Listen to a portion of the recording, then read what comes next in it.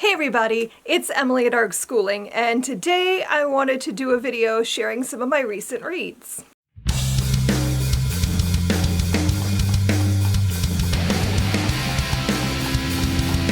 So we are 2 weeks into the month, and I thought this would be a good point to talk about what I've read so far and thoughts and all of that. So I'm not going to go into detail on all of the books I've read because I'm working on a video with some of them, and I'll go into more detail there. And you'll see that probably next month. But for now, I thought I could at least give some stats and talk about the books that I can share about. So we are 2 weeks in. I have read 6 books. Probably by the end of this weekend. I'm filming this on Saturday, so probably by Monday I'll have finished my 7th book. I'm like halfway through it. For now I've read 6 books, and that's what I'm going to focus on in this video. The books that I've read so far this month, I've read Hear Me by Carrie O'Malley Sarah. This was a 2022, I think, or 2023 release. I'm not sure. I don't know. I had it as an ARC sitting in my NetGalley for ages, and I just never got around to it. And so I decided I should probably read that. So I prioritized that for the beginning of the year, and I'm glad that I did. This book was really good. This is a middle grade title, and it is a contemporary middle grade fiction. We're following a girl who is losing her hearing. She's had perfectly good hearing for most of her childhood, and then after, I think they talk about some medication they gave her for her ear infections that she was getting, caused her to start losing some of her hearing, and it was just progressively getting worse. And the story is about her learning to accept that fact about herself and helping her parents to accept that fact about herself. They're pushing her to get the cochlear implants, which are like a big risk in her mind because it can change too much and it can cause more problems than it can solve, and she's fighting her parents on it and trying to convince them that that's not right for her. And there's a whole lot in this story about like what it's like to live with hearing loss. The way this book was written was really interesting because when you're reading the physical book, like some of the sentences that she's hearing other people say are like blocked out with asterisks. So like you can only capture some of the words that she's hearing. And I found that a little bit off-putting at first when I was reading the physical book because my brain kept trying to fill in, and like which is probably what you're supposed to experience because that's what she's experiencing. And then I switched to the audiobook about halfway through, and the audio for that is superb. I think actually I would recommend this book on audio over reading the physical book because the experience of hearing what she's hearing was really like fascinating, and also like you could feel what she was feeling, the frustration of not being able to hear properly. So like I think the audio is fantastic. Highly recommend that. I really enjoyed this book and I gave it 4.5 stars. The next book that I read was Lone Women by Victor LaValle. You guys know that I talked about this book before in my 10 books I wished I'd read in 2023.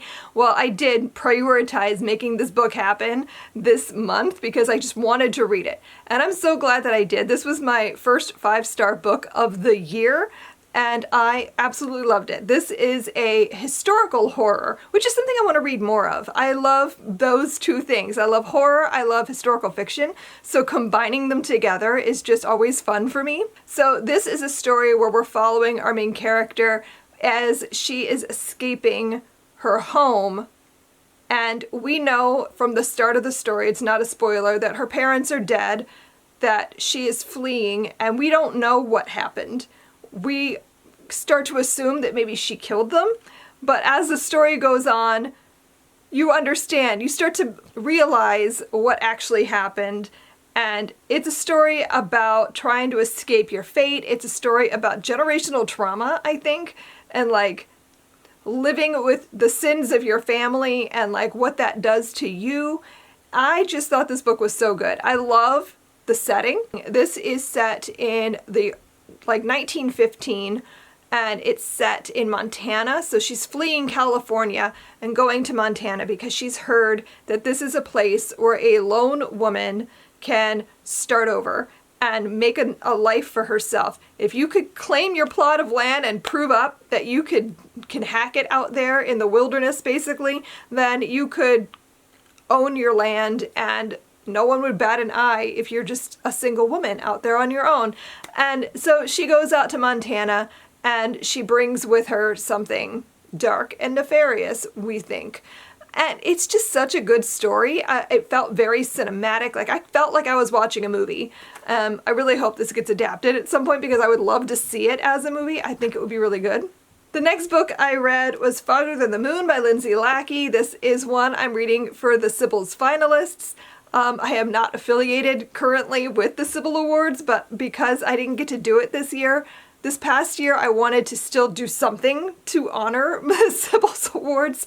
So I'm reading the finalists for the middle grade fiction category because that's the category I would have been judging if I'd done round 1 judging in 2023.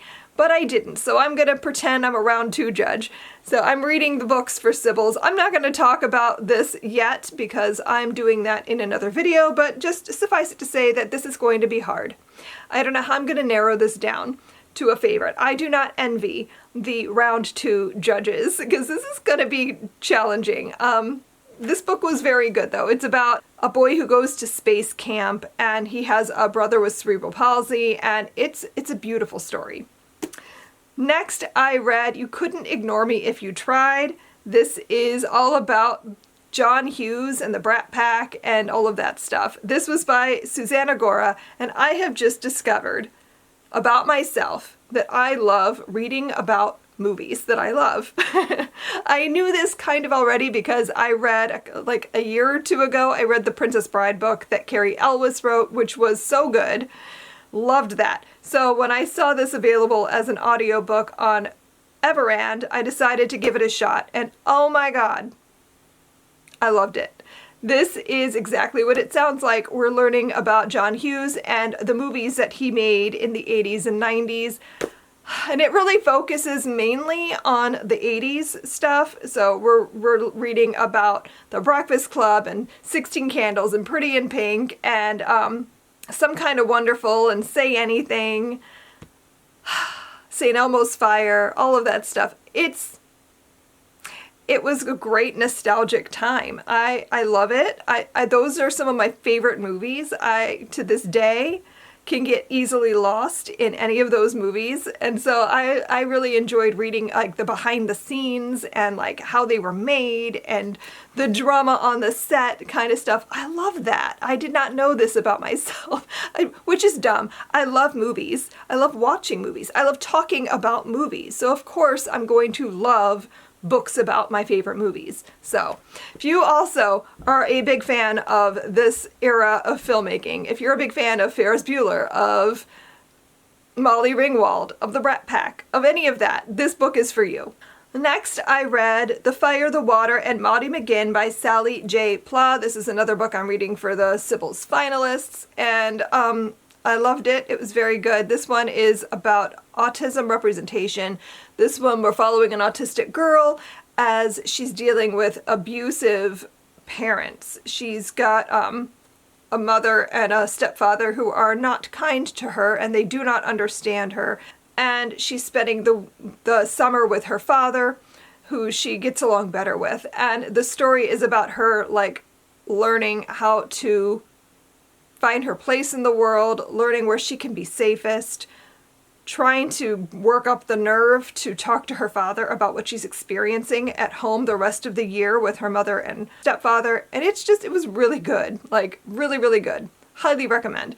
Gave this 5 stars as well. Dang it. I've gotten a lot of 5 stars this month. Backing up, I gave You Couldn't Ignore Me If You Tried 4 stars. I don't think I said that. Then the last book I want to talk about is No Place Like Home by James Bird, which I finished this morning. This is the 3rd book I'm reading for the Sybil's finalists, and it is also a 5-star. This one is about an indigenous family, a mother and her 2 sons, who are homeless, and the story is about them and their experiences with homelessness and how they are managing, and the main character like kind of starting to understand what's really happening and why his older brother's so angry. and it's beautiful. Like, this was a really good book. Highly recommend. 5 stars again. My gosh, how many 5 stars can I read in a month? I'm also halfway through reading Mort. This is by Terry Pratchett. This is a reread that I'm doing. Some of my friends are doing a read-along on Storygraph, so I thought this would be a fun reread to do at the start of the year. This is probably one of my favorite of the Discworld books. We're following Death, and this is the first of the Death books.